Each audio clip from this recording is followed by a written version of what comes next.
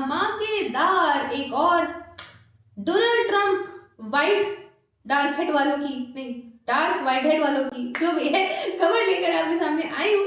जानते हैं कि फिर से इन्होंने क्या ऐसा कर दिया है जिससे हड़कंपा मच गया है। भाई ऐसे आए हैं ये चुलबुल चुलबुल चुलबुल चुलबुल कि एक के बाद एक इनके द्वारा बोले गए हर शब्द को न्यूज में वायरली किया चला जा रहा है। बात ही कुछ ऐसी है क्योंकि यूएस का कोई भी प्रेसिडेंट हो उसके लिए गए डिसीजन पूरे ही विश्व के अंदर हर देश में कोई ना कोई प्रकार से इफेक्ट डालते हैं। तो मैडम जी क्या खबर है, अब क्या बोल दिया इस आदमी ने?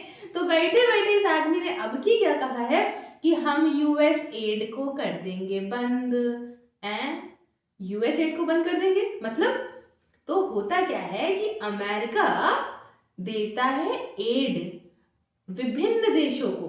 क्यों देता है एड उस बारे में बताऊंगी, क्या रही है खबर और भारत के ऊपर इसका क्या असर पड़ेगा, पूरी जानकारी आपको दूंगी। शुरू करने से पहले चैनल को सब्सक्राइब जरूर कर लीजिए।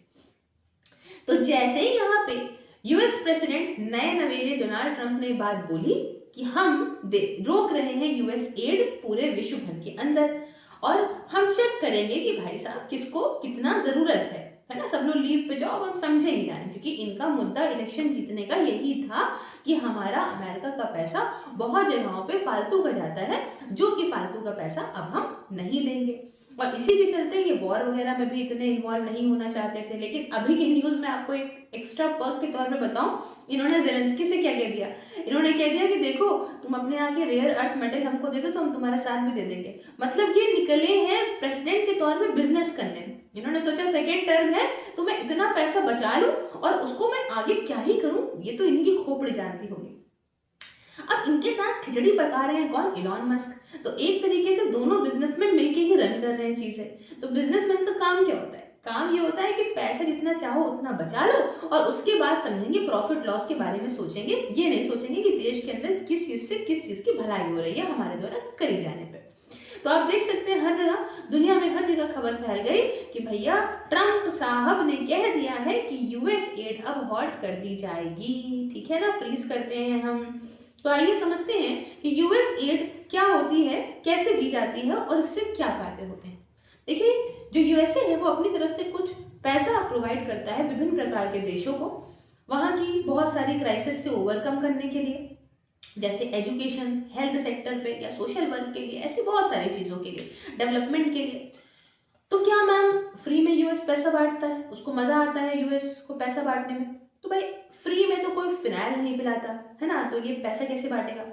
इस पैसे के ही माध्यम से यूएस अपना दबदबा बरकरार रखता है देशों के बीच में। सपोज करिए ये होता क्या है कि एक अमीर आदमी है, वो अपना गाड़ियों से चल रहा है, बेहतरीन मर्सिडीज, लैम्बोर्गिनी, ये तो उसके आसपास में 10 चिंटू होते हैं।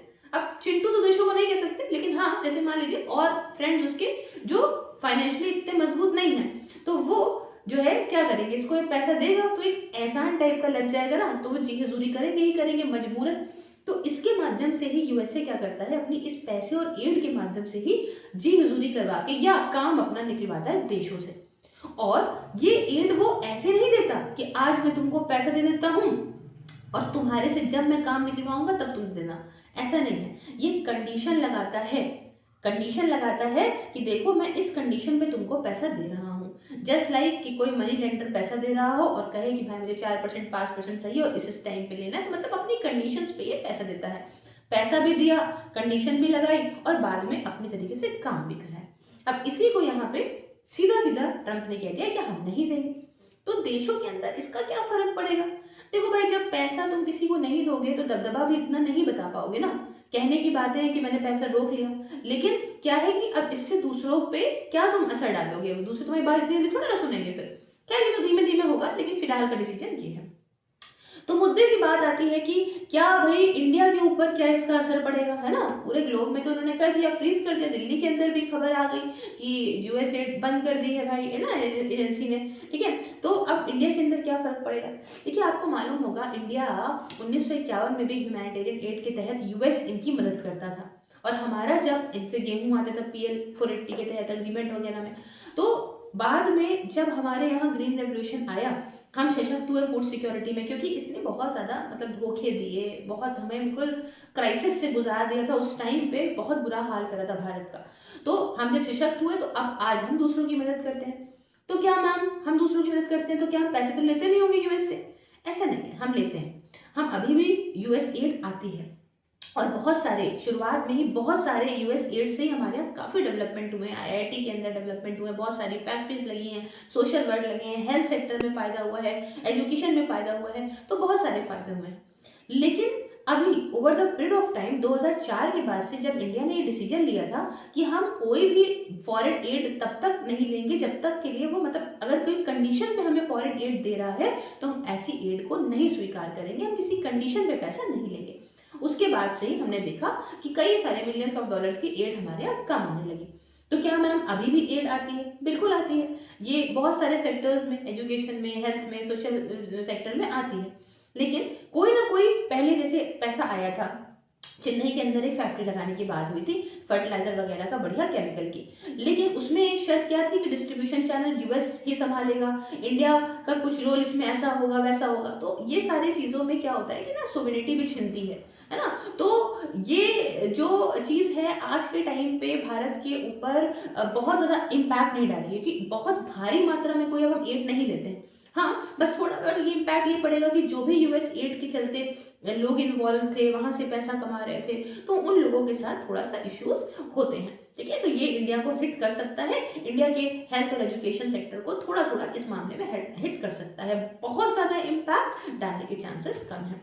लेकिन आप अगर सही से नहीं पढ़ेंगे तो आप पे बहुत ज़्यादा इम्पैक्ट ज़रूर पड़ेगा। और सही से पढ़ने के लिए ज़रूरत है कि आप जैसे स्टूडेंट ही एक डिसिप्लिन तरीके से बैठें ऑनलाइन और पढ़ाई करें। अब आप अपने घर से पढ़ के जाएं, पैदल चलें या कहीं स्कूटी से जाएं, गाड़ी से जाएं, लाइब्रेरी में पढ़ें और आएँ, इसमें टाइम बहुत वेस्ट होता है। तो घर बैठे आराम से आप वर्चुअल लाइब्रेरी के तौर पे कर सकते हो, बहुत ही ईजिली, सिर्फ 99 रुपीज़ पर मंथ में। ज़्यादा गर्मी या बरसात आप इस काम को कर सकते हो। इसके रिगार्डिंग मुझसे बात करने के लिए व्हाट्सएप पे @9919785532 और टेलीग्राम पे @SIF5SSAIL पे आप मुझे कांटेक्ट कर सकते हो।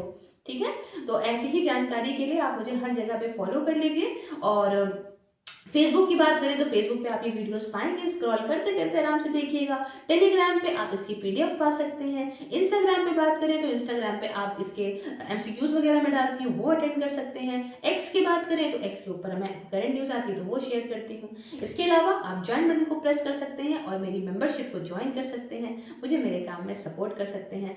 मिलती हूँ किसी नेक्स्ट वीडियो में, किसी नेक्स्ट लेक्चर में, एक नए टॉपिक के साथ, एक नई जानकारी के साथ। तब तक के लिए जय हिंद।